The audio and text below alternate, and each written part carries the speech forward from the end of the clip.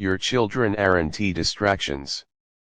Single dad janitor changes millionaire mom's life. Romantic emotional happy ending modern city setting. Chapter 1 The woman who never slowed down. The city never slept, and neither did Clara Winslow. At 33, she was the youngest coup in the history of Winslow Technologies, a sleek glass tower that loomed over downtown Manhattan like a symbol of ambition itself. Her days were a blur of meetings, investor calls, and late-night strategy sessions. She wore confidence like armor, perfectly tailored suits, a phone glued to her ear, and a voice that could command a boardroom.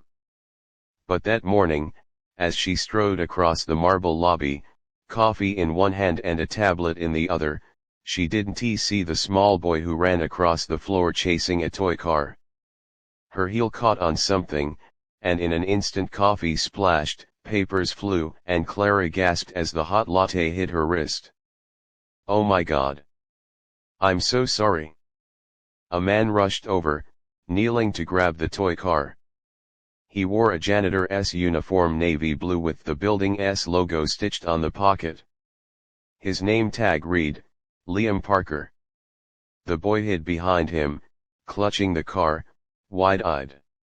Clara wiped her wrist with a tissue, irritation flashing across her face until she looked down again.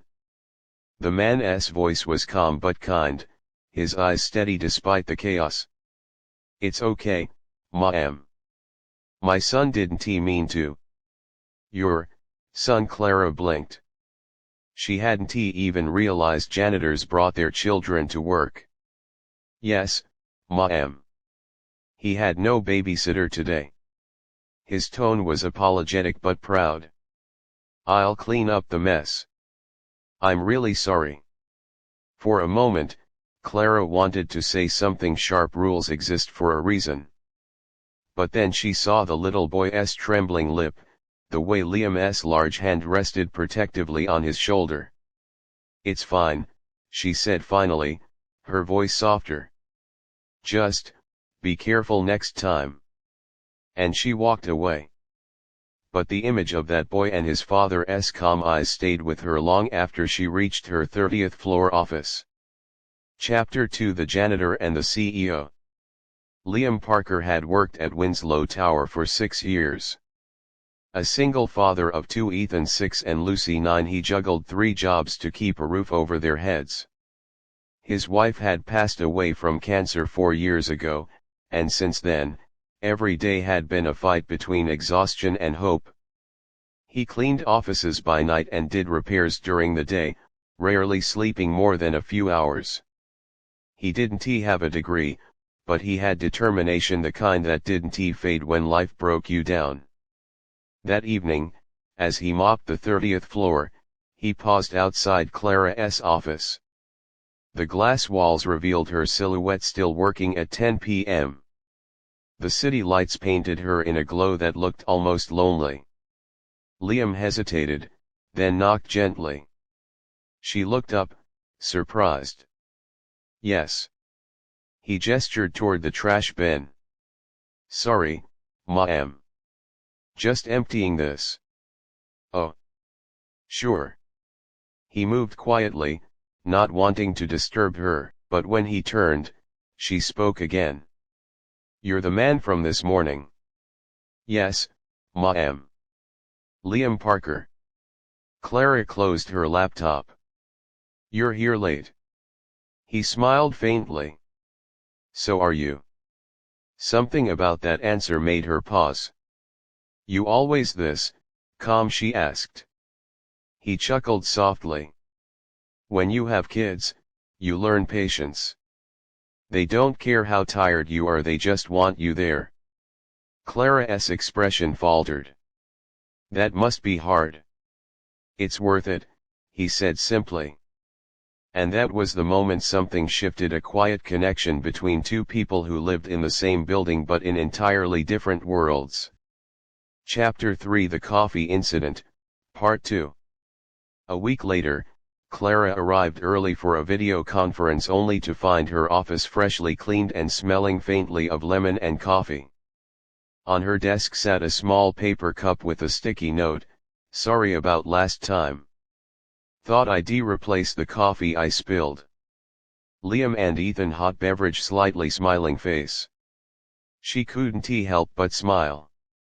It was the first real smile she'd had in days. She took a sip perfect. Strong, just the way she liked it. That small gesture started something she hadn't expected. Every few days, she'd find another little note, "Good luck with your meeting. Don't forget to eat lunch. Ethan says hi."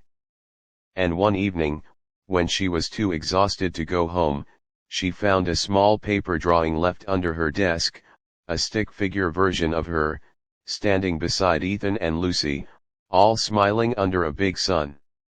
The words scrawled on the bottom read, "Miss Clara, you look lonely. Come play one day." She laughed out loud. But when the laughter faded, a strange ache lingered in her chest. Chapter 4 Worlds Collide. It happened 2 weeks later during a thunderstorm. The city was flooding, and Clara's driver couldn't make it. She was stuck at the office with no way home. The building was half empty, lights dim, thunder rolling outside. When the elevator opened, she found Liam there soaked, holding an umbrella and 2 children in raincoats. "Miss Winslow," he blinked. "You're still here." "I could say the same about you," she replied, smiling faintly. "My sitter cancelled," he admitted. "Couldn't he leave them alone?" The children peeked out shyly, Ethan with his toy car, Lucy clutching a book. "You brought them here?" Clara asked. "Had no choice." He shrugged. "They're quiet, promise." She hesitated, then something impulsive broke through her polished exterior. "You all had dinner yet?" He shook his head. "Come on," she said. "Let's order pizza." "My treat." Chapter 5 Pizza on the 30th floor. They sat together in the break room, an unlikely sight. The billionaire executive and the janitor's little family, eating pizza from paper plates while the city thundered outside. Lucy told jokes. Ethan showed Clara how his toy car could race faster than lightning. Clara laughed genuinely, freely. She couldn't remember the last time she'd felt that light. At one point, Liam caught her looking at the children with a faraway expression. "You ever wanted kids?" he asked gently. She froze. "Once," she said softly. "But my ex-husband didn't. He said they'd be distractions." Liam's voice turned quiet but firm. "Your children aren't distractions. They're the reason you keep going." The words hit her like a spark, simple, but filled with truth. She looked at him, then really looked. The strong hands scarred by work, the tired eyes still filled with warmth, the way he looked at his kids like they were his whole world.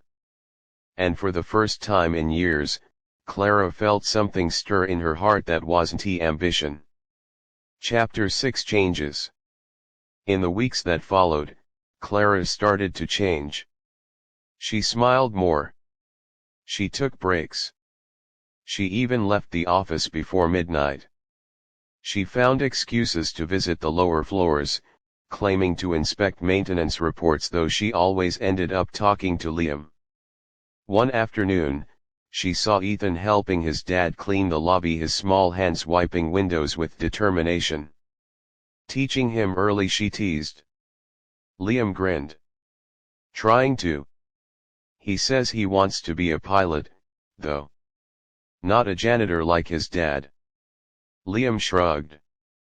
"I tell him there's honor in every job. Doesn't matter what you do, just how you do it." That line stayed with her long after she walked away. Chapter 7 The Fall and the Catch. Late one night, a crisis hit, a server crash that threatened millions in contracts. Clara stayed until dawn, panicking, shouting orders. When she finally stepped out, She stumbled dizzy, faint from exhaustion. And before she hit the floor, a pair of strong arms caught her. Liam. Hey, he said softly, brushing her hair back. You're burning out. She blinked up at him, tears welling. I don't know who I am if I stop working. You're someone worth more than your job, he said. Someone who deserves to be cared for too. And for the first time, she let herself cry. He held her, no words, no judgment. Just quiet understanding. Chapter 8: The Proposal of Hearts. Months passed. The bond between them deepened, slow, steady, real. Clara started spending weekends with Liam and his kids at the park, the zoo, or simple dinners in their tiny apartment that felt warmer than her entire penthouse. She learned how to make pancakes from Lucy. She helped Ethan build a Lego spaceship. And she fell in love not with wealth or status, but with laughter, with warmth, with them. One evening, as the sun set over the city skyline, Liam took her hand. I never thought I'd see you like this, he said quietly. Like what? She smiled. Like someone who found home. Her eyes glistened. Maybe I have. He hesitated, then reached into his pocket, not a ring, but a folded drawing. It was from Lucy's stick figures again, Clara, Liam, Ethan, Lucy, and a big heart around them all. Guess the kids already proposed for me, he joked. Clara laughed, tears shining in her eyes. Then I guess my answer is yes. Epilogue: Your children aren't distractions. A year later, Clara stood outside the same glass building, now married, her last name hyphenated, Clara Winslow Parker. Liam was still there, though not as a janitor. She'd helped him start his own small cleaning company, partnering with Winslow Tech. Ethan and Lucy ran ahead, laughing. Clara watched them, hand intertwined with Liam's. She remembered the woman she used to be: cold, driven, untouchable. Now, she was something far richer. When a young intern rushed by and accidentally apologized for her noisy kids, Clara smiled and said, "Don't apologize. Your children aren't distractions, they're the reason we work so hard." Liam smiled at her, pride glowing in his eyes. And as the city lights came alive around them, Clara realized she hadn't just found love, she'd found life.